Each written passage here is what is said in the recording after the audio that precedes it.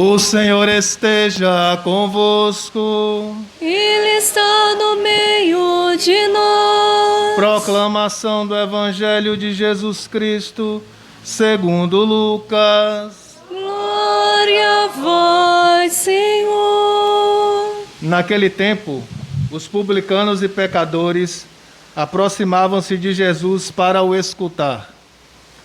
Os fariseus, porém, e os mestres da lei criticavam Jesus.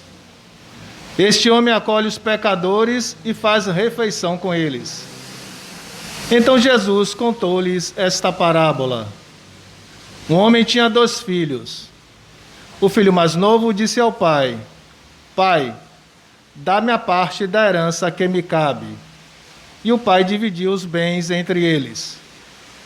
Poucos dias depois, o filho mais novo juntou o que era seu e partiu para um lugar distante. E ali esbanjou tudo numa vida desenfreada. Quando tinha gasto tudo o que possuía, houve uma grande fome naquela região, e ele começou a passar necessidade. Então foi pedir trabalho a um homem do lugar, que o mandou para seu campo cuidar dos porcos. O rapaz queria matar a fome com a comida que os porcos comiam, mas nem isto lhe davam. Então caiu em si e disse: Quantos empregados do meu pai têm pão com fartura, e eu aqui morrendo de fome? Vou-me embora, vou voltar para meu pai e dizer-lhe: Pai, pequei contra Deus e contra ti. Já não mereço ser chamado teu filho. Trata-me como a um dos teus empregados. Então ele partiu e voltou para seu pai. Quando ainda estava longe, seu pai o avistou e sentiu compaixão. Correu-lhe ao encontro, abraçou-o e cobriu-o de beijos. O filho, então, lhe disse: Pai, pequei contra Deus e contra ti. Já não mereço ser chamado teu filho. Mas o pai disse aos empregados: Trazei depressa a melhor túnica para vestir meu filho, e colocai um anel no seu dedo e sandálias nos pés. Trazei um novilho gordo e matai-o. Vamos fazer um banquete.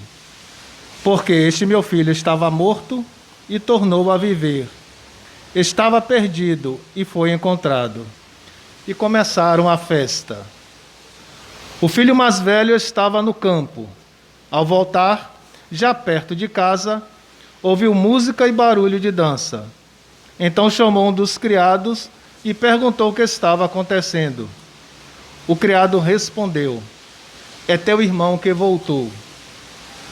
Teu pai matou o novilho gordo porque o recuperou com saúde. Mas ele ficou com raiva e não queria entrar. O pai, saindo, insistia com ele. Ele, porém, respondeu ao pai: Eu trabalho para ti há tantos anos, jamais desobedeci a qualquer ordem tua. E tu nunca me deste um cabrito para eu festejar com meus amigos. Quando chegou esse teu filho, que esbanjou teus bens com prostitutas, matas para ele o novilho cevado. Então o pai lhe disse: Filho, tu estás sempre comigo, e tudo que é meu é teu. Mas era preciso festejar e alegrar-nos, porque este teu irmão estava morto e tornou a viver. Estava perdido e foi encontrado. Palavra da salvação. Glória a vós, Senhor.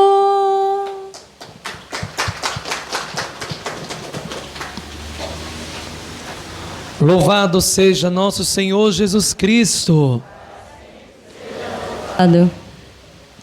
Meus irmãos e minhas irmãs, estamos nos aproximando já da Semana Santa.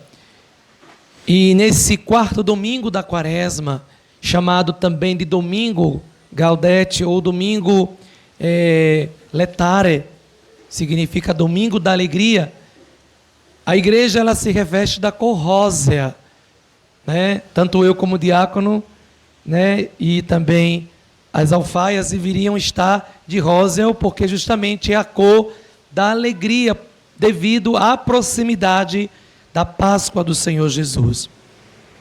E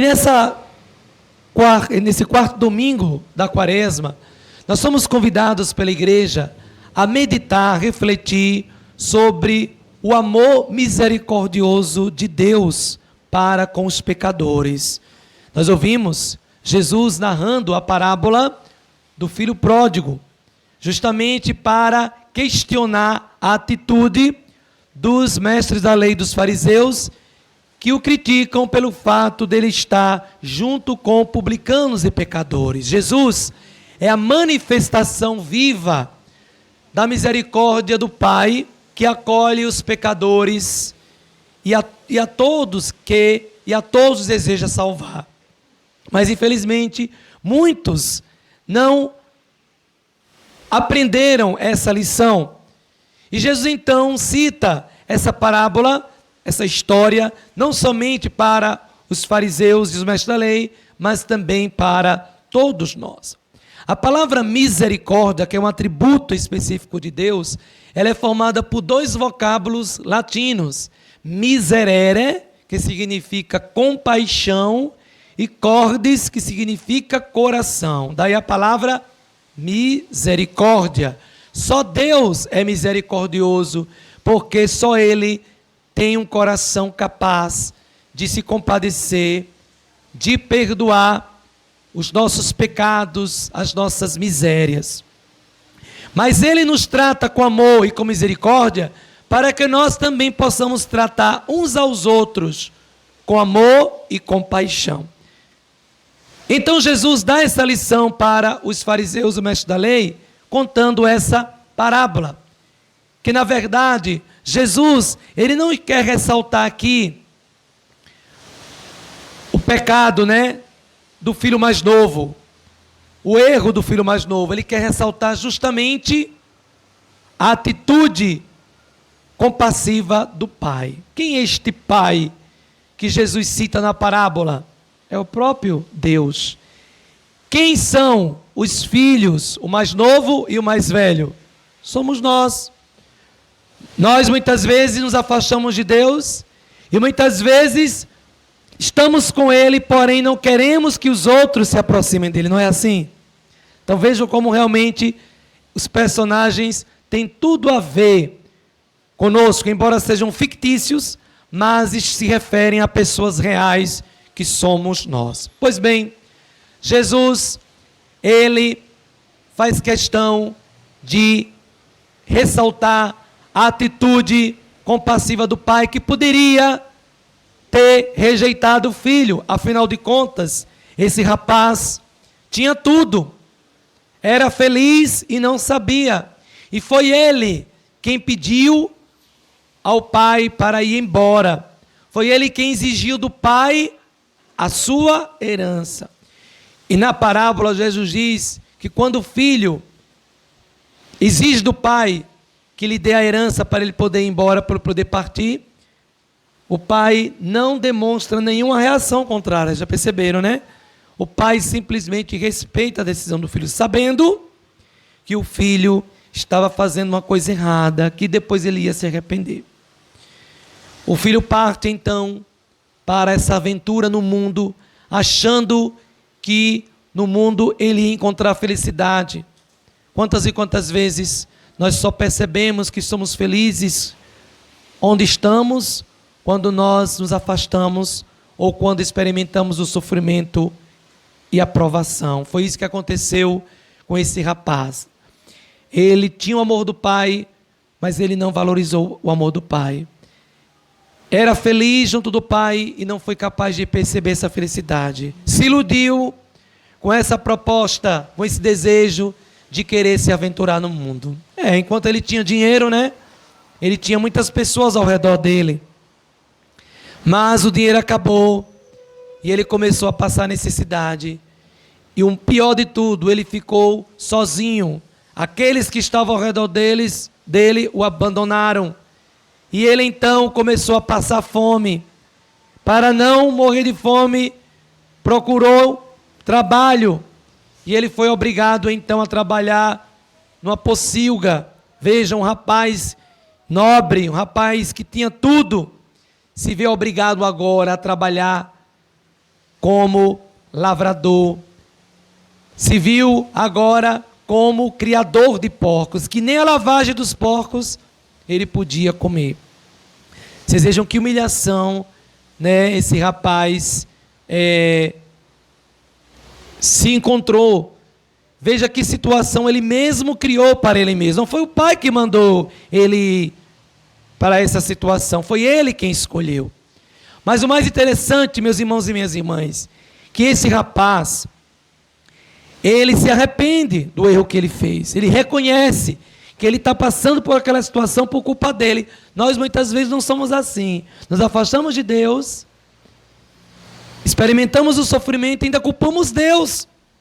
Deus não tem culpa do sofrimento que nós passamos. Muitas vezes sofremos por nossa própria escolha errada. Quando nós não escolhemos o certo, nós pagamos um preço pelas nossas escolhas. Assim também como nós fazemos as escolhas corretas. Esse rapaz fez uma escolha errada.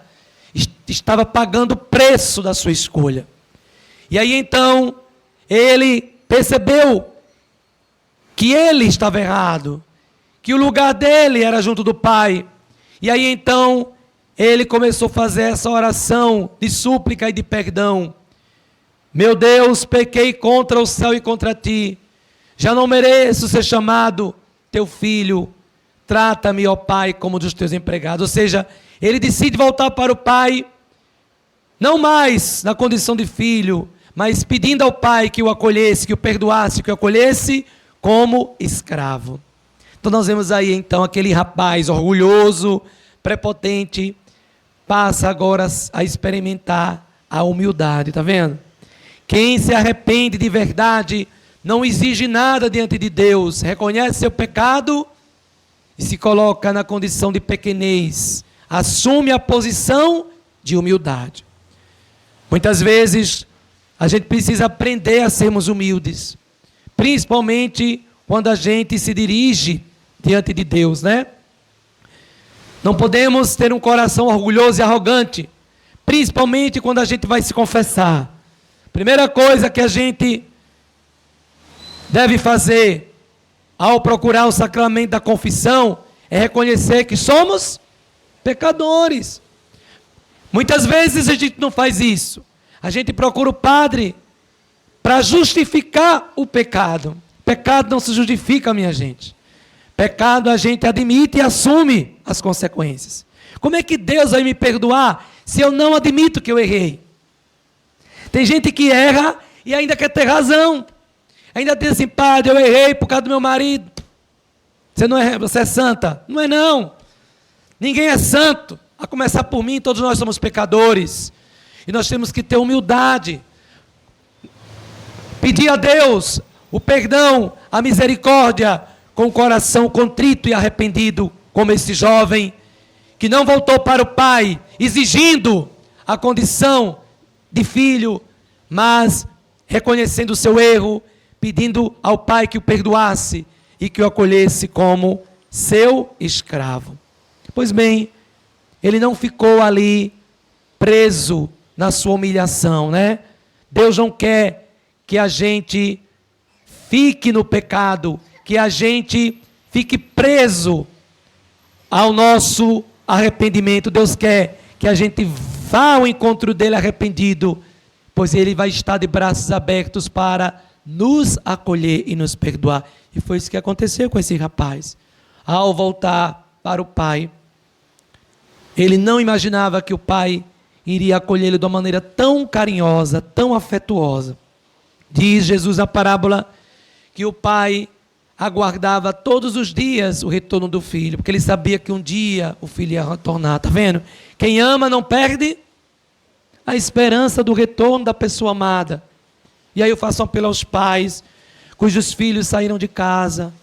Eu faço um apelo aos pais cujos filhos estão no vício das drogas, no vício do álcool.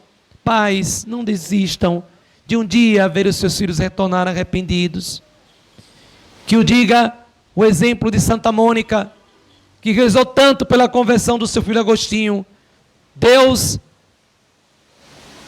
viu as suas lágrimas e atendeu o seu pedido de mãe e concedeu ao filho a graça da conversão.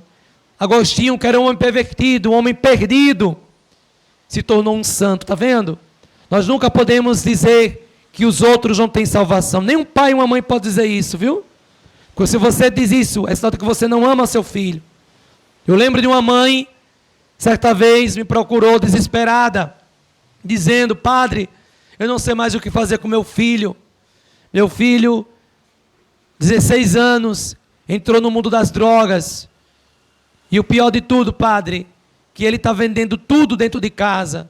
Até a fiação elétrica ele arrancou para poder comprar droga.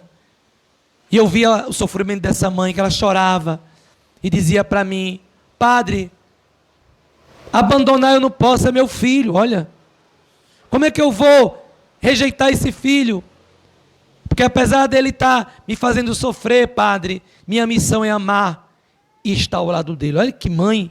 E eu olhei para ela também emocionado e disse: minha filha, suas lágrimas não estão sendo em vão. Deus há de lhe atender. Só não se canse de amar. Só não se canse de estar ao lado do seu filho. Porque amar, minha gente, não é passar a mão na cabeça do erro. Amar é a gente aconselhar. É a gente estar ao lado sem julgar. É a gente rezar. Não adianta você querer que uma pessoa se converta sem oração, viu? Porque ódio, raiva, só faz a pessoa piorar. Combustível para o diabo tornar as pessoas piores se chama ódio. Quanto mais você odeia alguém, mais essa pessoa se torna pior. Agora, quanto mais você ama, quanto mais você perdoa, quanto mais você reza, essa pessoa vai aos poucos sendo transformada. Está vendo? Então seria interessante que nós pudéssemos rezar mais pelos nossos filhos, principalmente aquele filho que está mais dor de cabeça. Esse é que precisa de mais oração, que precisa de mais amor. Em vez de julgar seu filho, de condenar seu filho, Deus não colocou você para fazer isso. Julgamento compete a Deus, a nós compete rezar, acolher e ajudar. Pois bem, esse pai finalmente ver esse filho retornar para casa, cambaleando, todo maltrapilho. Ele saiu de casa todo cheiroso, todo arrumado, né? Volta todo maltrapilho. E o pai reconhece o filho de longe, está vendo? E corre ao encontro do filho. Não é o filho que vai ao encontro do pai, é o pai que vai ao encontro do filho. E abraça esse filho e manda fazer uma festa. Por que o motivo da festa? Porque esse filho estava morto e voltou a viver, estava perdido e foi encontrado. Meus irmãos e minhas irmãs, é assim que Deus faz conosco, quando nós nos afastamos dele, e quando nós decidimos voltar arrependidos, Deus faz festa no céu. Como diz Jesus, há mais alegria no céu por um só pecador que se arrepende do que por 99 justos que não precisa de conversão. Deus é paciente, está sempre à espera para acolher e abraçar os filhos que decidem voltar. Mas a parábola também narra a atitude do filho mais velho, que em vez de se alegrar com o pai pelo retorno do irmão, ele fica revoltado. Parece-me que esse rapaz, ele é tão bonzinho, né? Faz tudo o que o pai pede, nunca desagradou o pai, mas que adianta isso se ele tem um coração ruim? Se ele não é capaz, né, de compreender a alegria do pai? Este rapaz, no fundo, esse filho mais velho, muitas vezes somos nós, que somos egoístas, que queremos o amor de Deus só para nós, mas não queremos compartilhar esse amor com os outros. Ele estava com raiva, porque ele queria a herança do pai só para ele. Muitas vezes ficamos com raiva dentro da igreja, porque nós queremos a igreja só para nós, não queremos que a igreja seja para os outros. Egoísta. A igreja não é tua, nem é minha, é a igreja de Cristo. E ai de nós, se fecharmos as portas da igreja para as pessoas que estão lá fora. Quem é você para julgar o teu irmão, para condenar o teu irmão, se você também um dia foi um pecador? O perigo nosso, que temos já uma caminhada da igreja, é achar que já estamos no céu. Cuidado, viu? Quem tem que ir lá fora pode ir primeiro para o céu do que você. Ou pior, pode se salvar e você para o inferno. Não é aquele que diz Senhor, Senhor que vai para o céu não, viu? Mas é aquele que tiver um coração misericordioso como Pai, que estiver sempre disposto a perdoar e acolher os que erram. Quem sou eu para negar a chance ao meu irmão, se Deus nos oferece diariamente a chance para a gente mudar? Deus espera que nós aprendamos com Ele a termos um coração misericordioso, um coração compassivo. Pois bem, a parábola não diz se esse irmão mais velho foi convencido pelo pai, se ele realmente entrou para festejar o retorno do irmão. Ela deixa aberta, que somos nós que temos que decidir se queremos ou não participar da festa da reconciliação, ou se preferimos ficar fechados no nosso orgulho e na nossa prepotência, na nossa falta de humildade. Meus irmãos e minhas irmãs, Deus é o Deus, nosso Deus misericordioso, é o Deus libertador, como diz o profeta, o Josué, na primeira leitura. Ele libertou o seu povo do opróbrio, ou seja, da humilhação, da vergonha, e introduziu o seu povo na terra prometida, convidando o seu povo a celebrar a Páscoa. Deus não quer mais que o seu povo fique preso ao passado, à experiência dura da escravidão no Egito.